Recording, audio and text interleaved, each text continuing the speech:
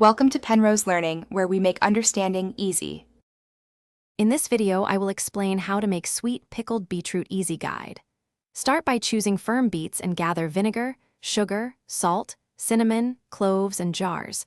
Wash and trim beets, leaving a bit of stem to prevent bleeding. Prepare a simmering pot of water to boil the beets until tender through. Sterilize jars while beets cook, and measure out equal parts vinegar and water to make a classic sweet brine. Once beets are tender, cool them enough to handle and remove skins for clean slices. Slice beets evenly so each piece absorbs the brine at the same rate. Aim for thin rounds to balance texture and sweetness. Place slices into warm, sterilized jars, layering with a few spice sprigs if you like. Keep jars warm so hot brine poured over them seals flavors and helps preserve the pickled beetroot quickly. If this video is helping you, please subscribe and like so we can keep sharing simple kitchen tips.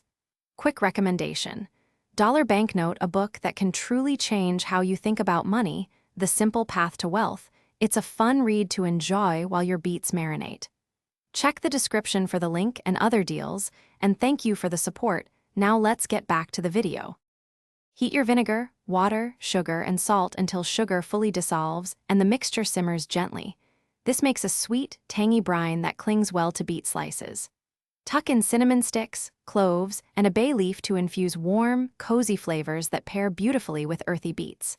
Pour the hot brine over packed jars to cover beets fully, wipe rims clean, and seal jars while still hot to finish the canning step. Thanks for watching. If this was helpful, leave a like and consider subscribing. See you next time.